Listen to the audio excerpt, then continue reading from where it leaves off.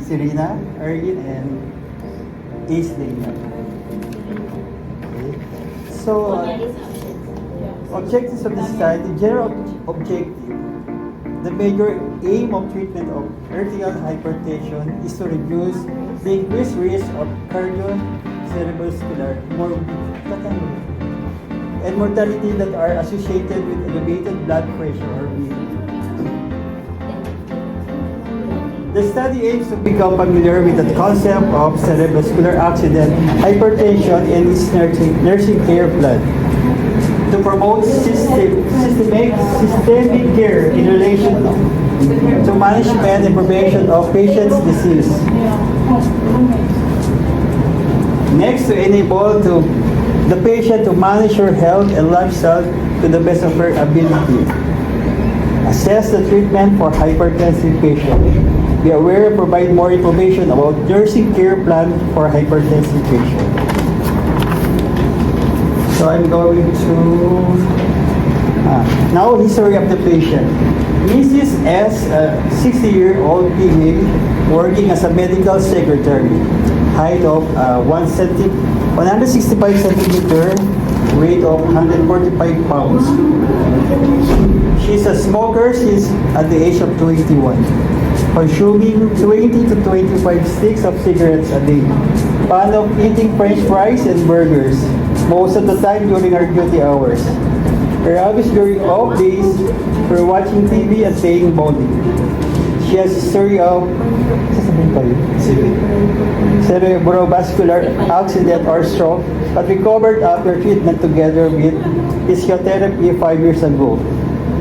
May 5, 2022 came to ER complaining of crushing of right-sided chest pain, shortness of breathing, dizziness, left shoulder weakness, and constipation. Her vital signs as follows: BP of 180 over 110. Millimeters of mercury. HR or heart rate of 115 beats per minute. RR 22 breaths per minute. Temperature of 37 degrees Celsius.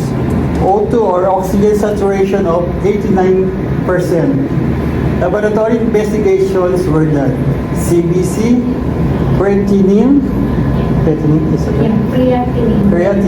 cholesterol, triglycerides, CKMB, troponin, Na4 sodium, potassium, and magnesium was done. ECG and chest X-ray were also done. After the laboratory findings, some medications were added in the treatment. Aspirin 100 milligrams, OD or once daily.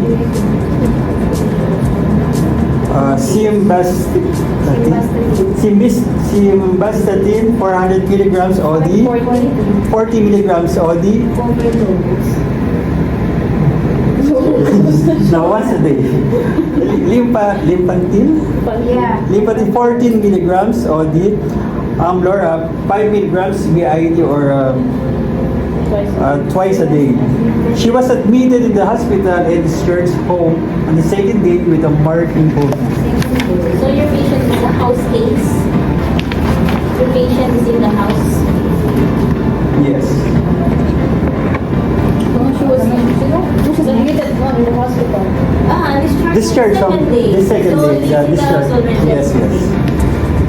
So, definition of the case. High blood. Huh? So next, definition of the case will discussed by Arlene. Definition of the case: high blood pressure or hypertension is a common condition in which the long-term force of the blood against the artery walls is high enough that it may be eventually cause all problems such as heart disease. Blood pressure determines both the amount of blood the heart pumps and the amount of resistance to blood flow in the arteries. The more blood the heart pumps and the narrower the arteries, the higher the blood pressure. A blood pressure reading is given in millimeters of mercury. It has two numbers.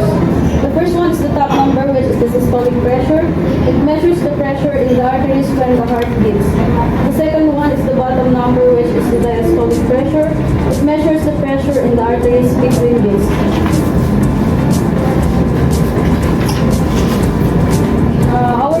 Our patient has the history of CVA, which is the cerebrovascular accident.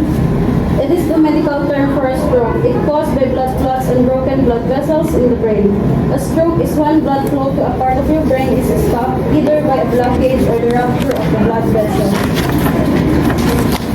We have the types of hypertension. The first one is the essential hypertension. This type of hypertension is diagnosed after a doctor notices that the blood pressure is high on 3 or more visits and eliminates all other causes of hypertension.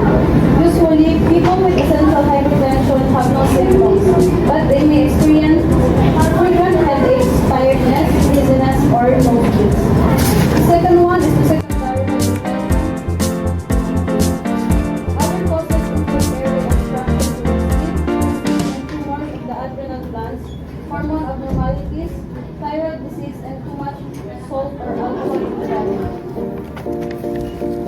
The other type is the isolated systolic hypertension, which is the blood pressure is reported in two numbers, the upper or first number, the systolic pressure, which is the pressure exerted during the heartbeat. The lower or second number is the diastolic pressure, which is the pressure as the heart is beating. The next one is the malignant hypertension, which is this hypertension type occurs in only about 1% of hypertension. The occurs when the blood pressure goes over 1. This is medical emergency which is taken to hospital. The symptoms include numbness in the arms and legs, blurred vision, confusion, chest pain, and headache. And the last type of hypertension is the resistant hypertension, which may occur in 20 to 30% of high blood pressure cases. They have a genetic component and is more common in people who are older, obese, female, African American, or have an underlying illness such as diabetes or kidney disease. We have also the signs or the symptoms.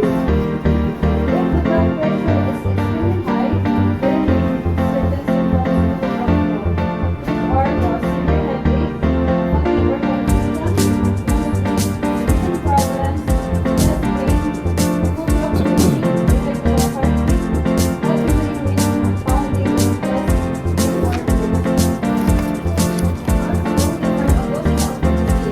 Diagnosis of high blood pressure are not known, but several things may play a role. Smoking, being overweight or obese, lack of physical activities, Pneumonia. too activity, too much salt in the diet, Ako na lang. so much alcohol consumption, more than 1 to 2 drinks per day, stress, older age, genetic, family history of high blood Tag-isa tayo. chronic kidney disease, adrenal and thyroid disorder, acne.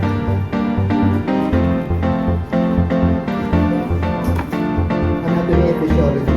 Hypertension occurs when the body's blood vessels, the arterioles, narrow, causing the blood to exert excessive pressure against the vessel walls, forcing the heart to work harder to maintain the pressure.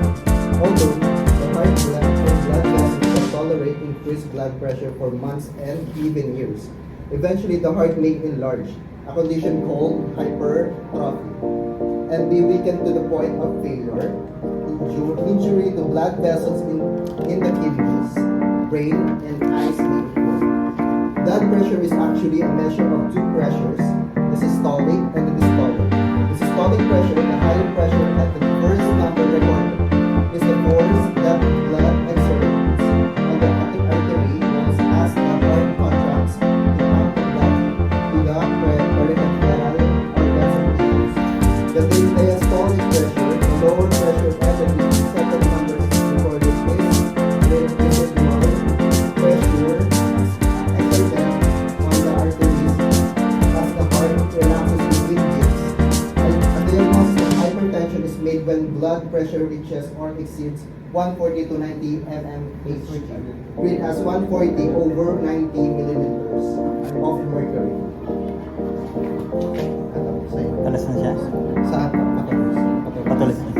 So next is Ikram, goes for photoposition. Pathophysiology and how the disease Develop. develop. Both the environment Natural basis.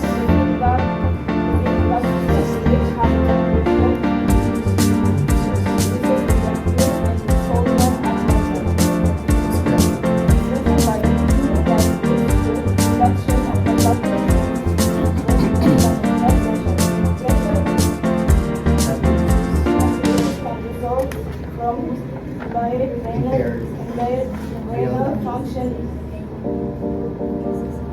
And appropriate. inappropriate action of hormones that regulate salt and water retention by the kidney, such as those in the urine,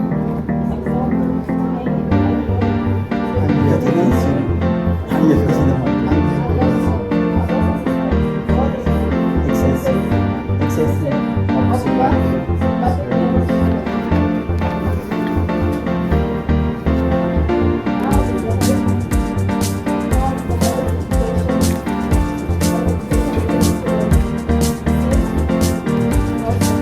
Ikaw ba ano?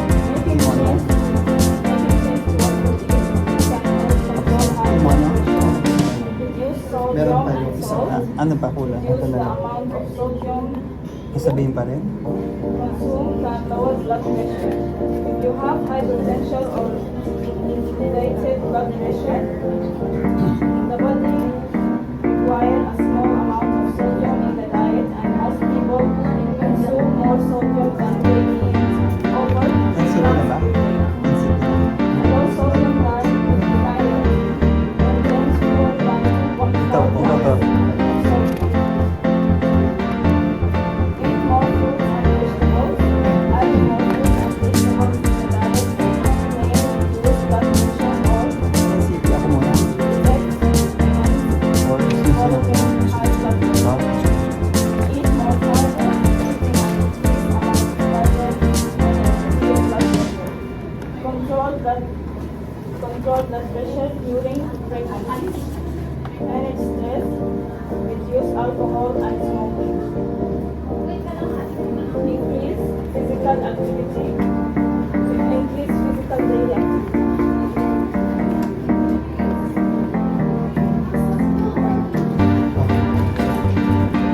For the nursing management, the goal of nursing management is to help achieve a normal blood pressure through dependent and independent interventions. Nursing assessment. Nursing assessment must involve careful monitoring of the blood pressure and frequent and routine scheduled intervals. Number one, if patient is on antihypertensive medication, blood pressure is assessed to determine the effectiveness and the changes in the blood pressure. Number two, complete history should be obtained to assess for signs and symptoms that indicate organ damage. And number three, pay attention to the rate, rhythm, and character of the apical and peripheral pulses. So we have the medical and surgical management. The drug name is diuretic furosemide. The classification of this one is carbonate, anhydrase, inhibitors, glucocorticoids, thiazides, potassium sparing diuretics. And the dose is 30 milligrams IV injection in 1 to 2 minutes. Repeated NIU doses with renal insufficiency. Everything is injection. The side effects is body inflammation,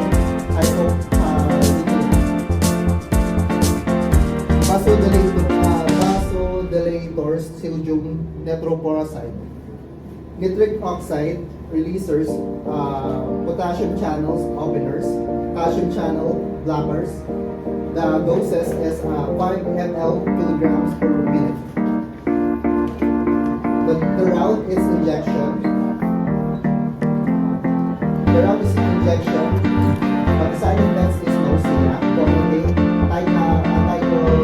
tachycardia, cyanide, and cyanide intoxication. Nitroglycerin. The classification is isodiazepines. The dose is 40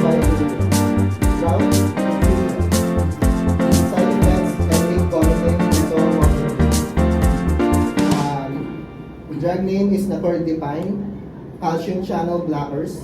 The dose is 4 kilograms per minute. The route is infusion, headache, the side effect, headache, flushing, tachycardia, hydralysine. The classification is vasodilators. The dose is 50 milligrams. The route is injection. The side effects is headache, flushing, tachycardia,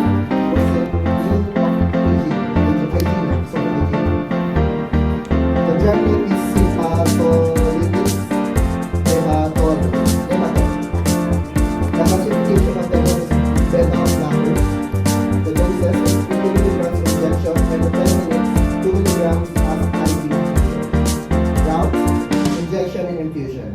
Side effects, nausea, vomiting, and spasm, heart block. So for the next additional. So I have additional medications. For the drug name is aspirin, classifications, non-steroidal, anti-inflammatory drugs, what is it? Acetylsalicylic acid. That's the generic name. Acetylsalicylic acid. Okay, that's a generic name. Asa. Asa yan yung ano. Sinabing asa, ASA. Aspirin yan. Okay. So the dose is 100 milligrams. 100 thanks for the 100 milligrams is the dose once a day. So route is for oral or orally. Side effects: vomiting, nausea, dizziness, pale skin and eyes, abdominal pain and headache. Next is simvastatin or statins. Classification is reductase inhibitor, SOCOR. That's a generic name. The dose is 400 milligrams OD, 40 milligrams sorry, OD once a day. Route is per oral, was orally done. So, palipasan yung sa effects. Okay. Classification, serum lipid, like lipid reducing agent. Dose is 14 milligrams OD. Route is per oral orally. Next is drug name is Amblor. Classification, calcium channel blockers. And amlodipine, that was a generic name. The dose is 5 milligrams BID or twice a day. Route per oral orally.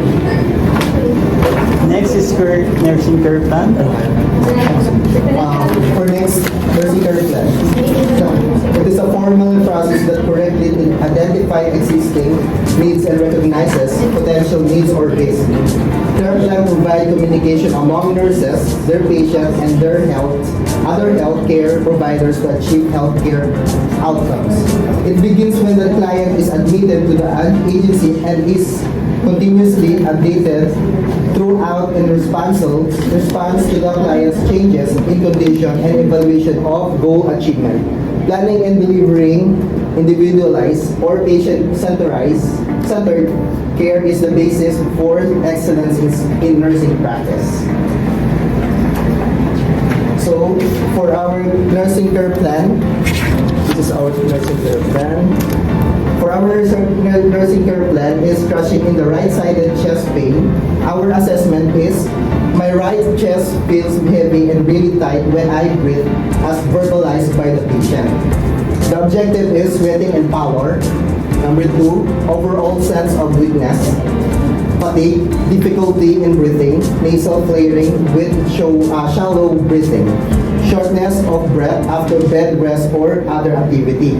Baseline vital signs as follows: temperature 37 degrees Celsius, BP 100/110,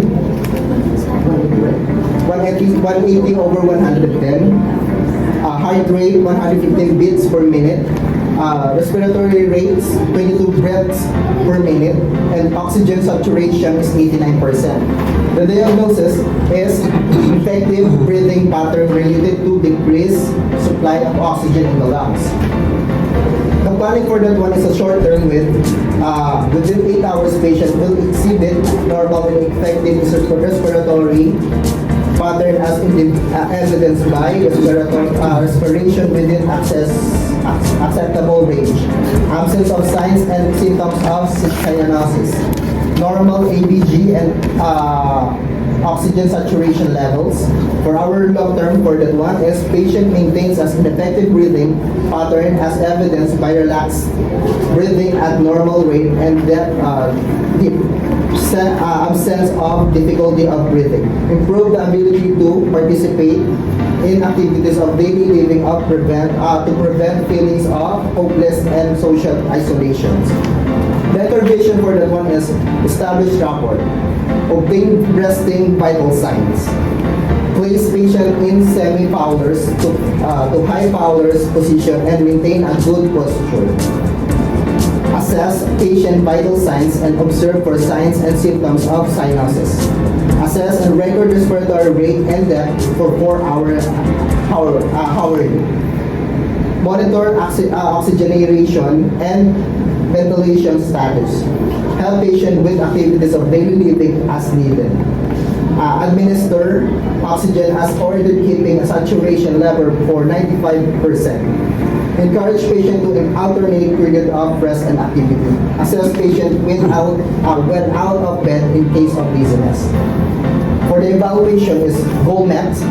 Patient exhibits as normal and effective respiratory pattern as evidenced by respiration within normal range to 12 to 16 breaths per minute.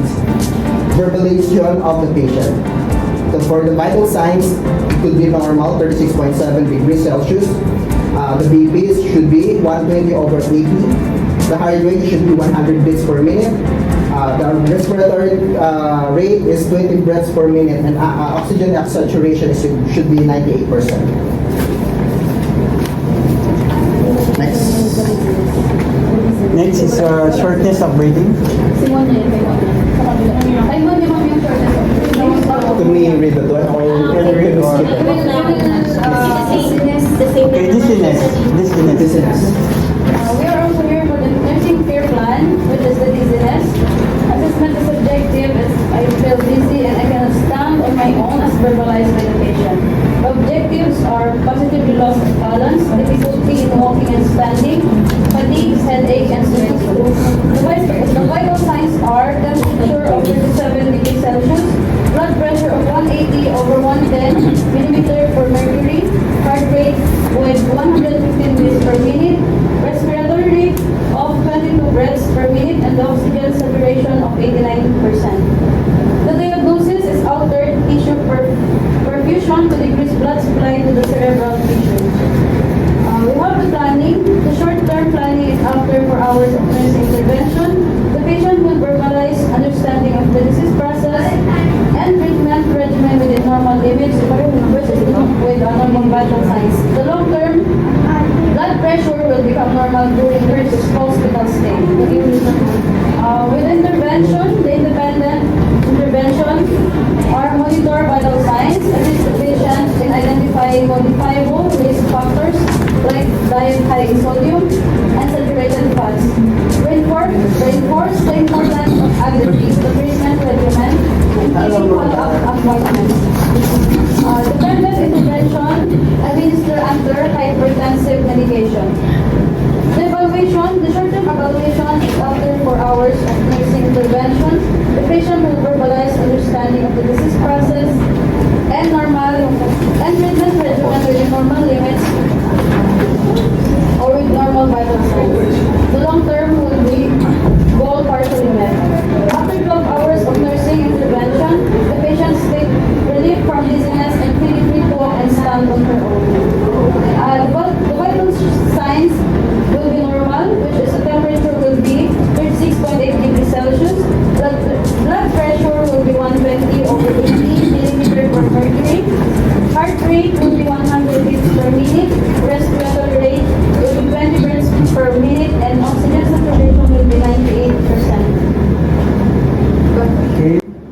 part here is left shoulder weakness. Assessment. Subjective. Hard to move my left shoulder as verbalized by the patient. Objective. Left-sided body weakness. Limited range of motion. Remorse noted on left arm and hands when she tried to move it. Requires help in order for her to sit, eat, and breathe medication. Cerebrovascular infarction, as evidenced by left-sided body weakness. Vital signs: temperature 37 degrees Celsius, BP 180 over 110 millimeters of mercury, HR or heart rate is 115 beats per minute, RR or respiratory rate 20 breaths per minute. O2, oxygen saturation is 89%. Diagnosis: alteration in comfort-related oxygen supply on the affected area.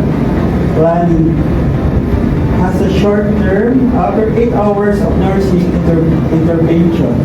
The patient will be able to maintain increased strength and function of affected or compensatory part as evidenced by increased range of motions and muscle strength of 4/5. Long term, during the hospitalization, the patient will feel from altered comfort. Intervention. Independent. Review medication regimen for possible effects on alertness, energy level, and perception. Advice is significant other to change the position of the patient at least every 2 hours from supine to left or right side, provided an adequate rest periods as well as comfort and safety measures to the patient. Next here is encourage adequate intake of fluids and nutritious food. To determine issue affecting ability of individual to participate in home. Dependent, taking medicine as prescribed by the physician. Evaluation short term. After 8 hours of nursing intervention, the patient had identified awareness of sensory perception. The long term is after 7 days of nursing interventions, the patient will feel comfortable based on her movement. Vital signs, normal. Temperature 37 degrees Celsius. BP 120 over 80. HR or heart rate 100 beats per minute. RR respiratory rates 20 breaths per minute. O2 oxygen saturation 89%. So we have also constipation. Our assessment is subjective. I started heavy and frequent bowel movements lately, as verbalized by the patient. May ano dyan, may balik na 300 na balik. May ano yan, 300. Here, intervention ako. Our objective is abdominal pain, urgency, and cramping. No bowel sounds. Vital signs: temperature 37, blood pressure is 180 over 110 millimeters per mercury, heart rate 115 beats per minute, respiratory rate is 22 breaths per minute, oxygen saturation 89%. Diagnosis: constipation related to decreased dietary intake. Our planning is short term. After 8 hours of nursing intervention, the patient will establish or return to normal patterns of bowel functioning. Long term, after 24 hours of nursing intervention, the patient will stay relieved from discomfort of constipation. Independent determines stool color, consistency, frequency, and amount. As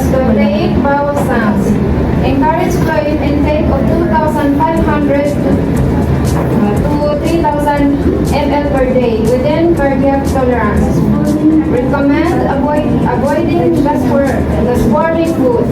Encourage to eat high fiber foods. Our continuation is short term.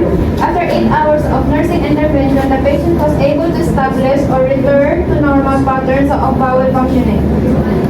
The long term is after 24 hours of nursing intervention, the patient state relief from discomfort of constipation, resulting successfully defecating. The vital signs should be temperature 36.8, blood pressure 120 over 80 millimeter per mercury. Ay, okay. Sorry.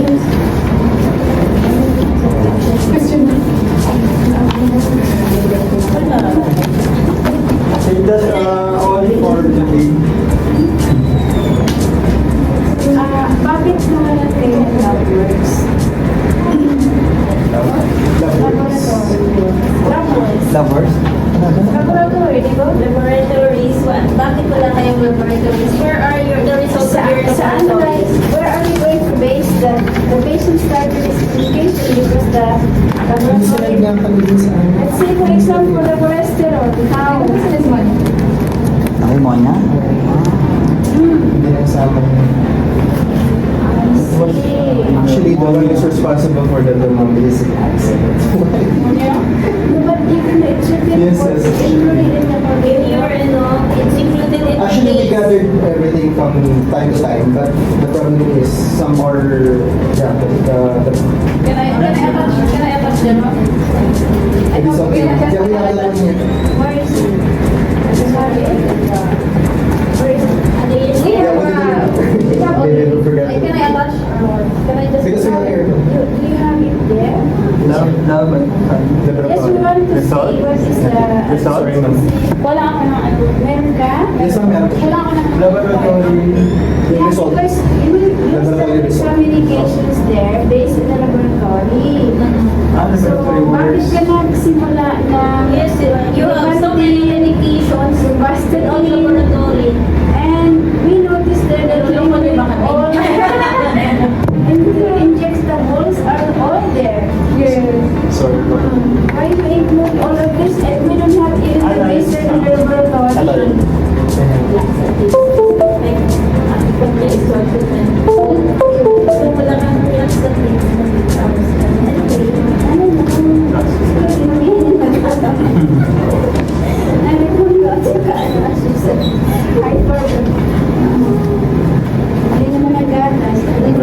Works. Molecular soup. Pero wala ka namang molecular soup dito eh. Orange juice. Encourage with high fiber. Yung orange, wala pa ano yun? Oo, madami siyang fiber. Di ba may pulp? Ang pulp ng orange is fiber. Kaya nga dapat So, all fiber foods, Oo, ano siya, stole sa Pinar siya. Okay, so, start na yung fiber.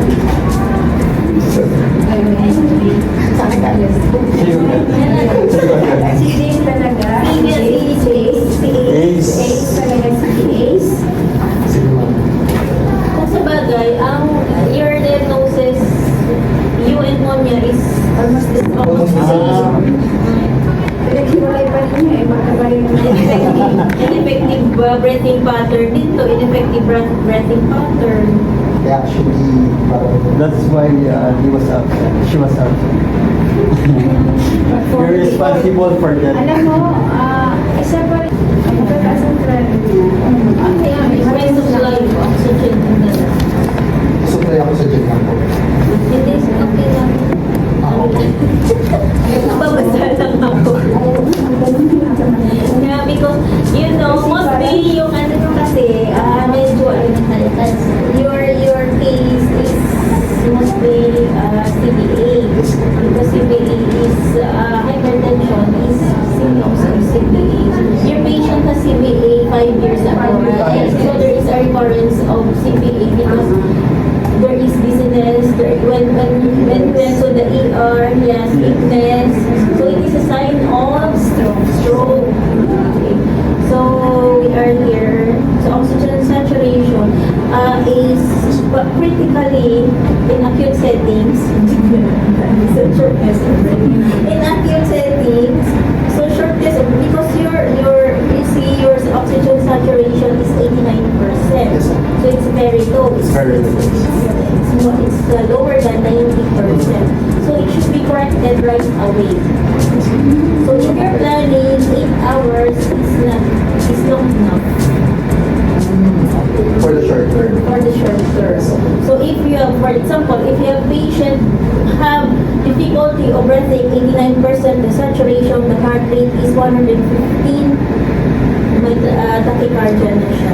Also, better, I can put 2 hours at least for 1 hour. For the short So term. How if many the hours? patient, but because I don't know, because your patient is in the house They are placing them in the hospital setup before the discharge. before the discharge.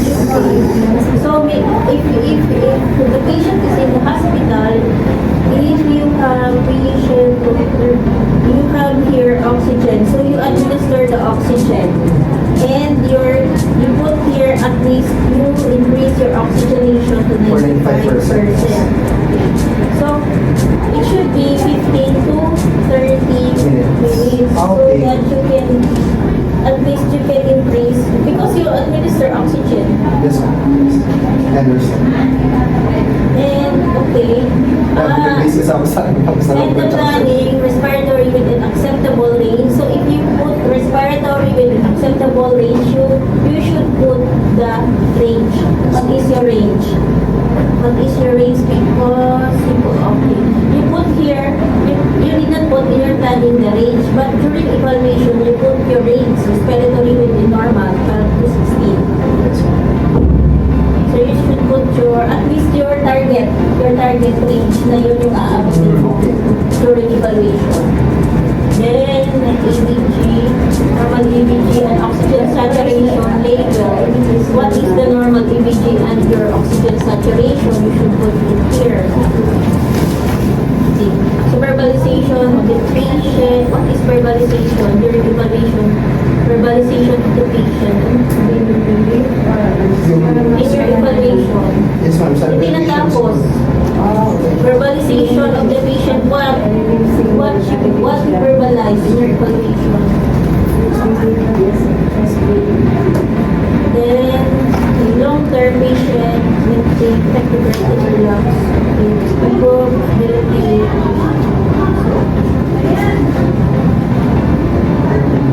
Usually kasi is saturation. Is saturation. After you put the oxygen and the face mask, this one will automatically increase. So this one will fluctuate, but the observation you adjust more or less from the time that you administer, more or less maybe a matter of 50 minutes because it makes the little increase. But 100% once you put on oxygen, let's say 5 liters per face mask from the start to this one, it will increase gradually. So at this period, you are going to monitor the patient, those state or the situation, because this is one of your problem. But if you didn't put oxygen, you cannot increase. Pag sinabi mo lang yung put the patient on sitting position, you no, you cannot increase. No, it's impossible. But he said here, why there is chest pain? Why there is chest pain with your patient? Ma'am, sa diagnosis kasi namin po is ineffective breathing pattern related to the case. Okay, why there is a defective breathing? What do you think?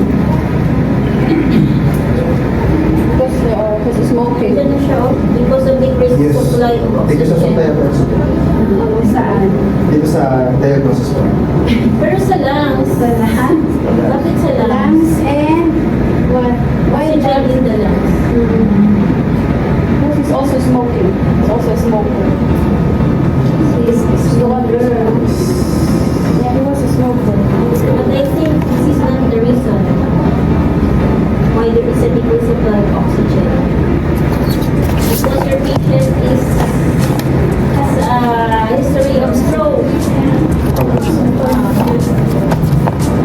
So usually here, what is the part of your body which is is affected, the main organ which is affected. In your anatomy and say AIDS, okay, AIDS, you discuss anatomy and physiology. So, you did not show the organ. What is the organ affected? If we will follow your concentration, that you concentrate on hypertension because you discuss hypertension. Which part of which organ is affected on hypertension?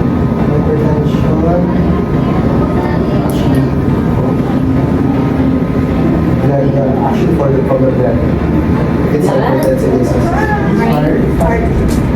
Heart.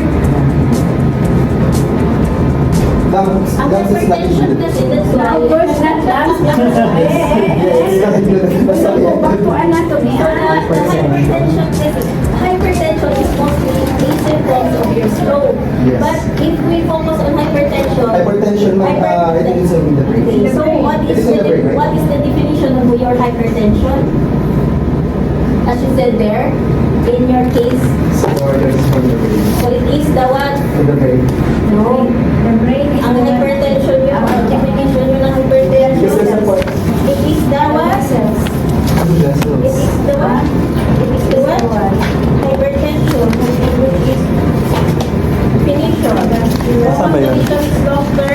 So it is the force of the blood against the artery walls behind the spinal. So it is the force of the blood in your arteries.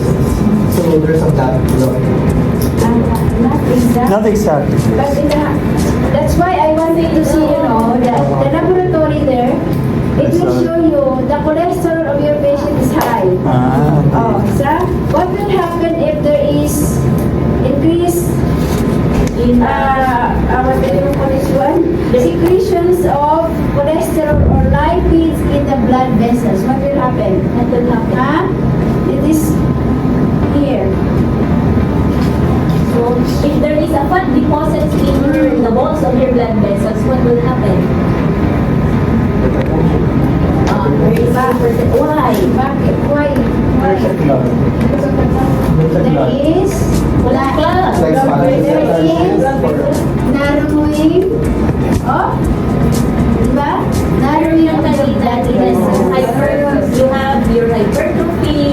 You are telling me that there is hypertrophy in the blood vessels. Okay, you are Okay. So this is the laboratory. This is the laboratory. So cholesterol is 10.5. So cholesterol is 10.5. higher. This is Higher. Higher. This is the normal. Okay, that's why your patient started on simvastatin.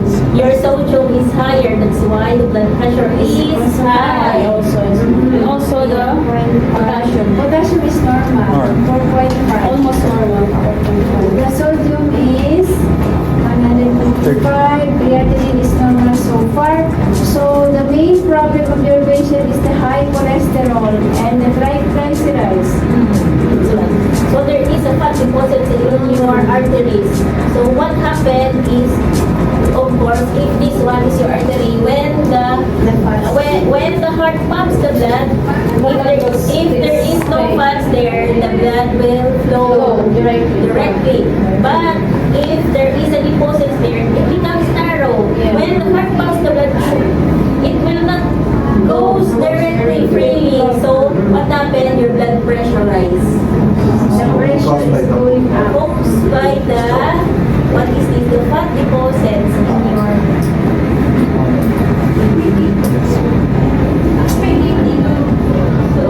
okay, So if CBA, the main organ is your brain. If hypertension as well as the symptoms of your so stroke is one of the symptoms of your mostly. This is the one cause of hypertension is one cause of your stroke. I have ano lang I have sino yung sige, we are dizziness. Dizziness. Arnie, just why dizzy? I feel dizzy. Paano naman ako mag-constipate ako? Arlene, altered tissue perfusion. related, perfusion to decrease related to decrease blood supply to the cerebral tissue. So, wala na kayo pa kasi hypertension kayo, kaya blood supply na lang. Talaga diabetes. So, short term of the course, there's intervention for verbalize understanding of disease. Okay naman to, but specifically, if the patient understands the disease, what should be the outcome? Ano gusto mong mangyari dito? You tell the patient understand or verbalize the process of the treatment regimen. So if the patient understand what will happen, The patient will participate in all activities. It like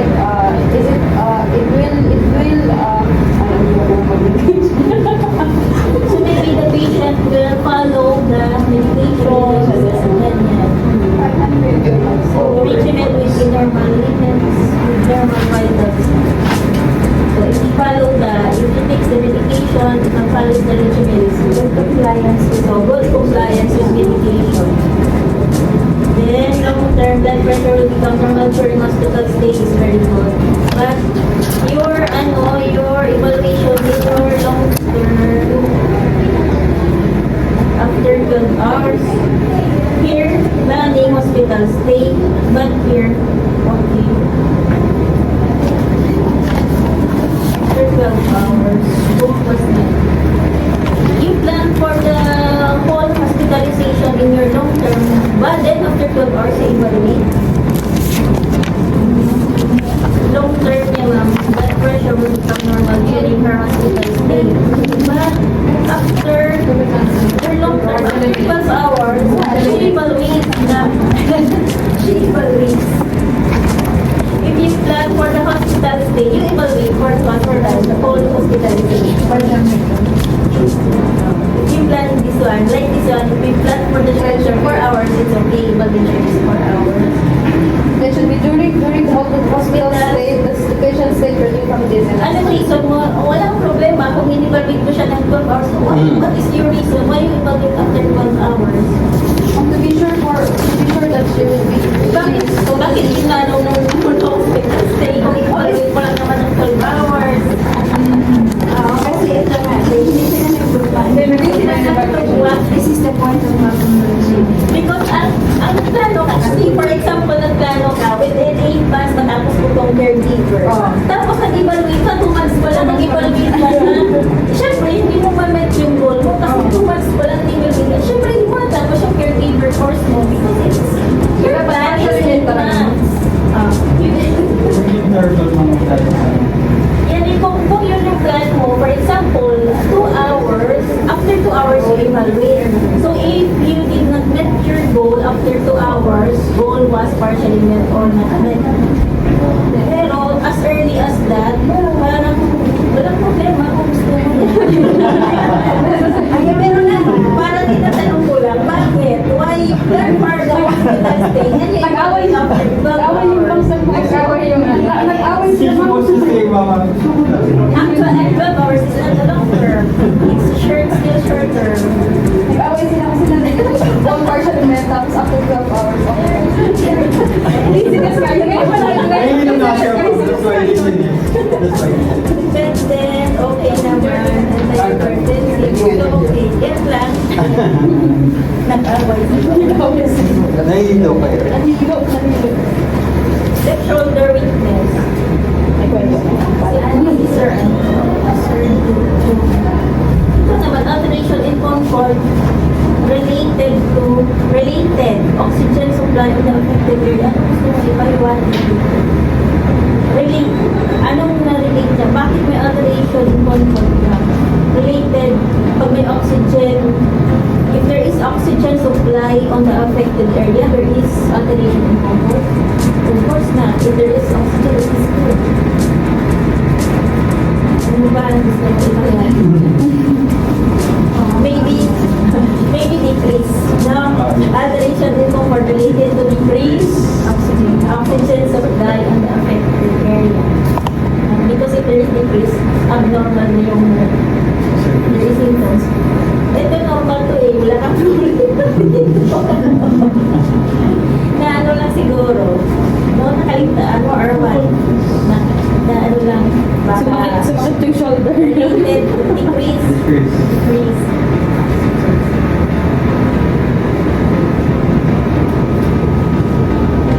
Talagang ano, oxygen, ano na lang kasi hypertension. Hypertension. For under 8 hours. Long term generally from after 7 days of nursing intervention, patient continue comfortable with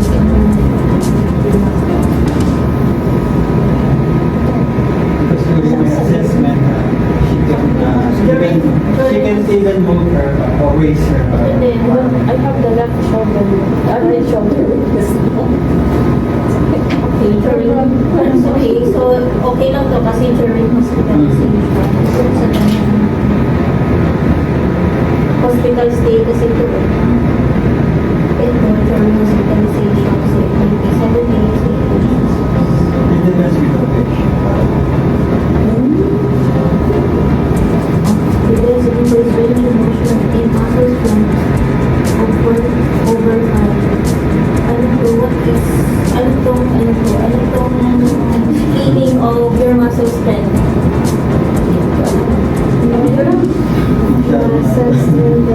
Ano to, sa physiotherapy to, sa physical therapy to, how do you scale your muscle strength?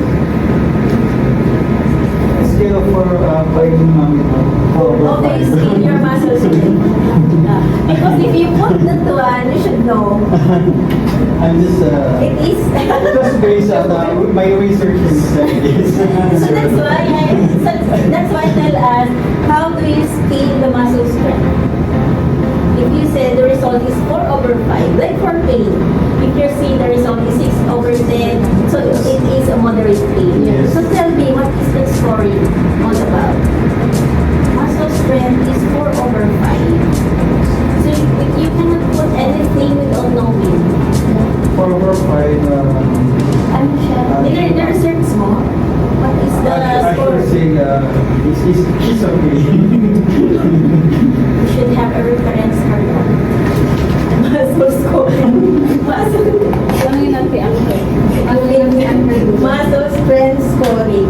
Ano, 4/5, the muscle is able to contract. So there is the muscle, 4/5, the muscle is able to contract and provide resistance. Okay, 5/5, the muscle is functioning normally. Okay, 3/5, what?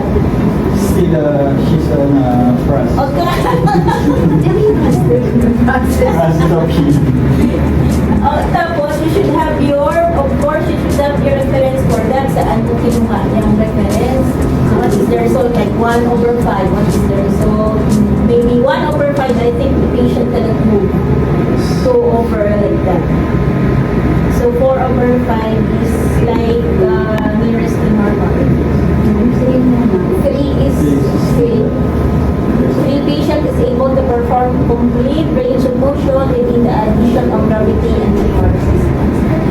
So, ganyan, pag presentation, all the details, what your presentation, you should know. Because at least you are giving us information, we are knowing something new.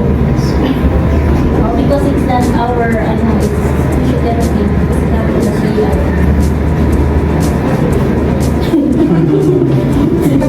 At least you learn. At least you learn. New things. So, review meditation, nandun na si Ma'am Eva. Advise each other to change position. Provide adequate rest periods. Okay, so provide adequate periods. Okay, this one. Encourage adequate intake of fluids, penetration of food. Para sa okay. To determine issues of irritability to the participant. Taking medicines as prescribed. Ay, naku, ako lang mga constipate ng pagyan. Sige na constipation. Sa iyo. Ay, ko ako. Okay, Di ba diet up, sir? ito na yung constipation. So, yun na sinabi, ano yung 12 to, if you're giving laxatives, so you don't have laxatives here. So if you have dependent, so give laxatives as ordered by the doctor. So laxatives works long for 12 to 24 hours. So maybe I don't know how you make the stall of the patient soft in 8 hours. Like her diet will give, yes. Giving more fluid. Also, it's more High fiber. fiber, fruits, More activities. After 24 hours, if there's intervention, the patient stays relieved from his doctor. So, ang ano ko lang sana nagbigay ka ng dependent ka na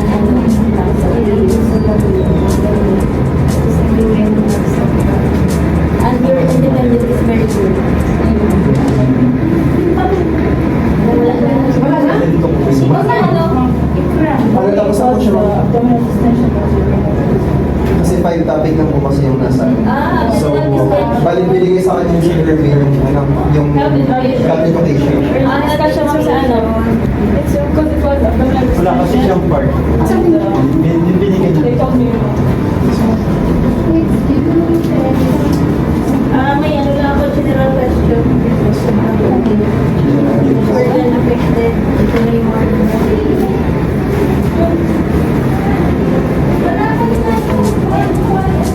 okay. So, ano to? This is a showcase.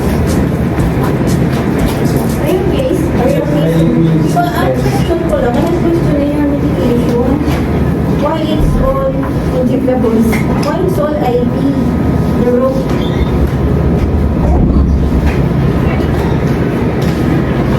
Your patient Infusion and injection. You have to take infusion and injection.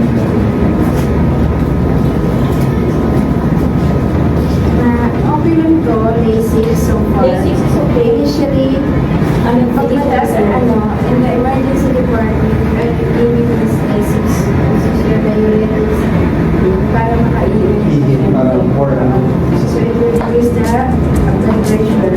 So this is okay. One of this is ito. Ang basta daily, bakit may dalawa siya? Okay, may nitroglycerin siya, may ulat ng ganito. Pwede naman to, may patch naman to, may sublingual. Hindi man yan basta-basta mag-proceed sa infusion and unless na i-try mo na yan. Pero depende rin ang minsan sa ano. For this case, which is 180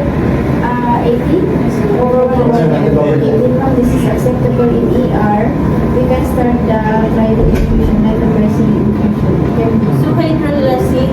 Hydrolyzing, ito siya, hindi na, ito naman. Ano lang po eh. Ito, no?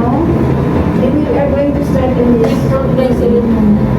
this one is, This one I think is even tablets sa home, ano na, sa insurance. home medication. Home medication, But I think you have the Amlor there, which is the, what? Meron na, Ito siya. So, tama na yun. But later on, once we started on this, dito, and if ever, nagsimula na rin ng ganito, hindi na yun siya pwede na. Okay? Kasi mag-doble-doble ito. Kung sa yan, hindi pwede. Pumasok na ng Okay, tapos na yung hypertension. May tanong ako, what is you have discussed your type of hypertension. In your case, what is the type of hypertension for your patient? We have the,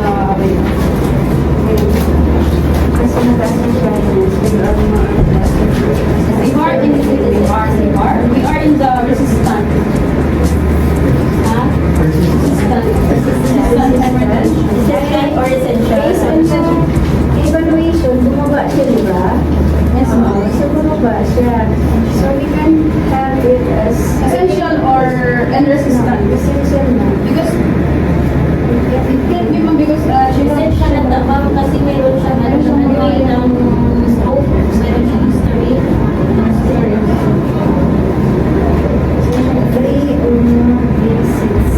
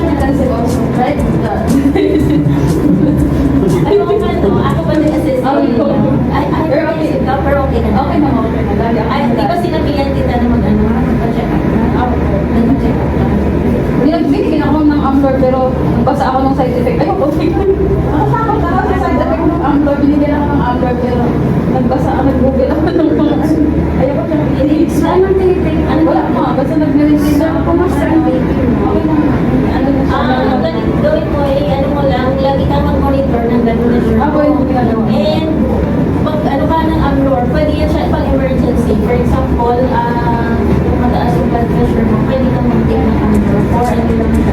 For emergency. For emergency. For Kung ano lang, 5 milligrams ka? Or 10? 5. So, kamusta na ang Normal naman yung ano ng mga babies mo? Record mo yan everyday. with ano, Para makita mo kung meron siyang nag-improve ka ba? Sige, otherwise you need to start the medication. Ikaw ba yung buntis? hindi. Sa hari ko nila kung wala kang asawa. Hindi pala siya. Ako vlog. Constipated.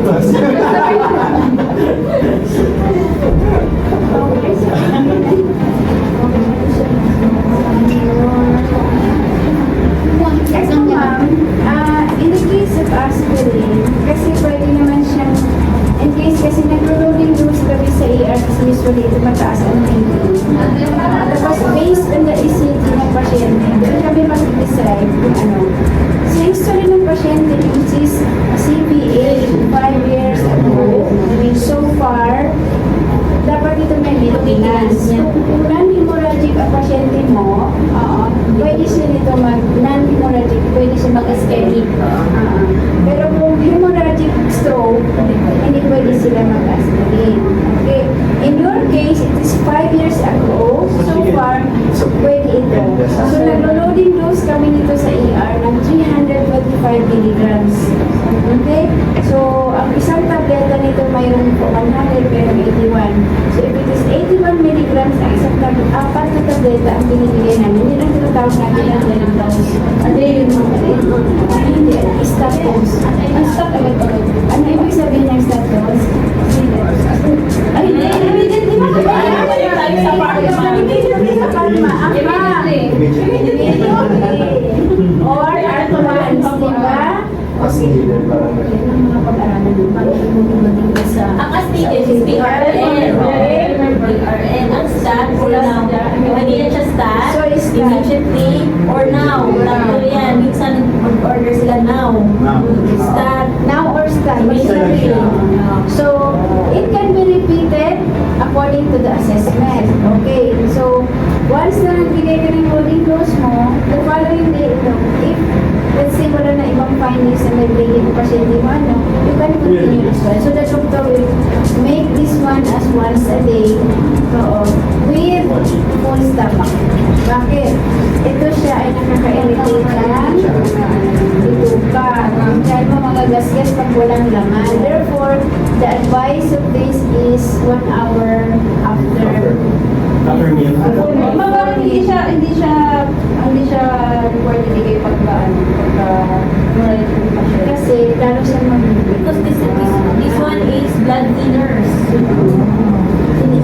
Tinithin niya, pinapanipis niya yung, yung blood. So, when there is hemorrhage, so it will cause bleeding, more bleeding, increase more bleeding. Sana lang because the ischemic, which is blood clots. Sa akin sila ng Davix. And let's say, when you have your patient, mostly dito, say yung ano nila and subcutaneous reduction, let's say. So, kung ano ang ano mo, basic na hypertension man ang inaan mo ng pasyente, nagsasuffer ang pasyente ng hypertension, you have to take care of the diet. So, you should have low salt, low fat diet. Okay? Based on your presentation, which is the cholesterol and the sodium is high, so that is the one that you are going to do. Therefore, your patient should be compliant with the laboratory check-up, follow-up, okay, every 3 months. So, for the doctor to know if he's going to adjust the medication or not. This is very important. Kasi nag-medication na ka. Okay? So, anyway, congratulations. You passed. You didn't pass. dizziness is here. Because the patient is not. I hope, what have you learned from here? Because this is, I will not see you anymore. After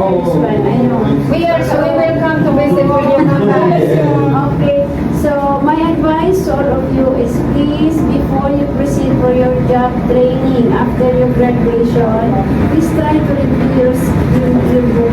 The module, the normal values of the vital signs, components of the vital signs, the physical assessment, the bed making, the steps in the bed making, etc. How you assess your patient. Okay, please try to review. If you don't know how to manipulate or operate the machine because it is new to you, then frankly, ma'am, I'm sorry, this is new to me. Can you teach me? Yes. Because you have learned here the manual. But in checking the manual, you're making in the double checking of the vital signs, we are still using the manual. Remember this one, because manual is more reliable than the digital or electronic apparatus. Okay, how?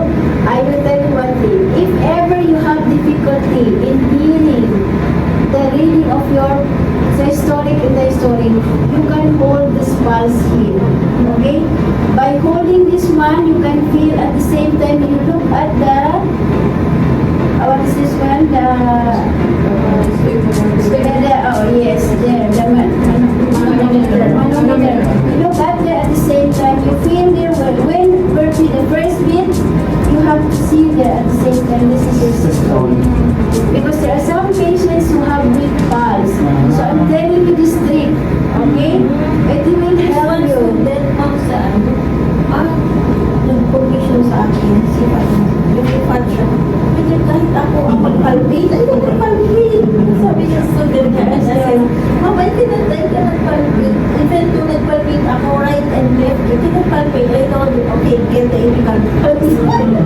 For the pulse, Use your stethoscope If here. you cannot Yes. palpate here, okay, use your stethoscope and get your apical pulse. Because heart rate and pulse rate is mostly the same. So you get here your apical pulse is your heart rate. So if they will ask you if you can take the blood pressure in the calf, you can take. Okay? You can measure it here. The same procedure. Huh? Here. It is our heart. Yeah, it can be here. Yes. For Okay? example, your patient has accident, Yeah. so there is a fracture here. It can be. Maybe they will ask you if there is a digital or electronic machine, you can apply it in check. If you can do the manual, you can do also the same thing. Okay? You have the bacterial pulse and everything there, you can check all of this. If they will ask you the option, you have to know. You have to know the answer. Okay? If this one is, let's say, the main, nagsabi na ako kasi ayoko yung lalayas na naman sila na If ever this, because the most accurate is on the left side. Because this is the nearest to the heart. Okay. But if ever this one is amputated or let's say your patient is on dialysis and the catheter is here, okay? You cannot take the blood pressure here. Okay? Make it always as, let's say you have to endorse, this one has catheter here. Okay? Dialysis catheter. Always put the mark and you can use the other one. Okay? Remember this one. Yeah, And correct. from the right side, please the left and right it can be. Okay?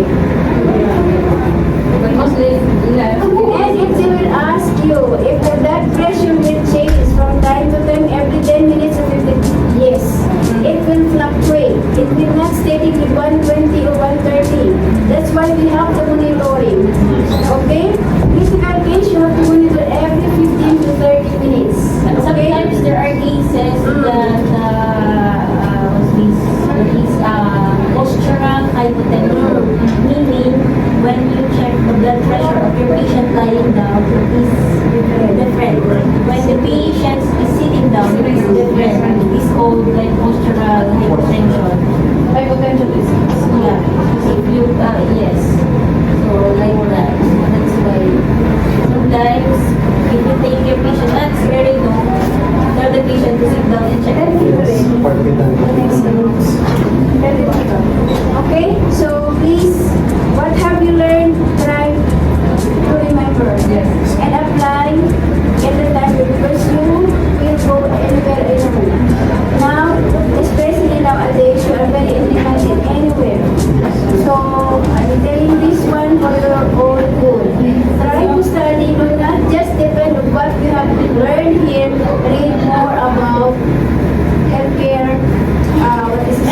you know, nursing is always updated. Yeah. That's why science is always updated. What you will learn today may be obsolete tomorrow. Yes. That's why there is a continuing education. So don't tell us na, oh, it is being teach is one PCI. Maybe it is 10 years ago. So It can revise. it can revise. Medical field is heavy. Trend by trend by trend. And every year, they are changing. So, not really revised. The previous one was revised. So, my advice for you is, say, for example, you've exposed in the hospital, if you are assigned in the post of patient, let's say, for example, and they will ask you to ambulate the patient, do not get the patient to stand immediately from the bed in the lying position. Let her to sit for 5 minutes on the bed. If she don't have dizziness, proceed with ambulation. Okay? Yes. And before you, especially for the major surgery which has a very big wound here, open wound, let them to sit for a while, do deep breathing 3-4 times or 5 times before they will stand. Okay? If ever, that's one more technique, bring alcohol, swab into alcohol. If ever she feels dizzy, okay, let them to smell the surgery. Okay? It will help the patient. If they need to lie down, you have to lie down. Okay? Before you bring them up to ambulate, observe the post-operative side. Okay? If there is some bleeding or what. If your patient has newly delivered, ask her, Ma'am, how is the bleeding now? You have any bleeding or what? Maybe because when she will get up, immediately it will rush sometimes. So please be careful of that because it will cause hypotension. Okay, this is what Babaji said. It is what we call the postural hypertension. Okay, it is changing when the patient will change the position. So avoid this one. Okay, remember if the patient has pain, the patient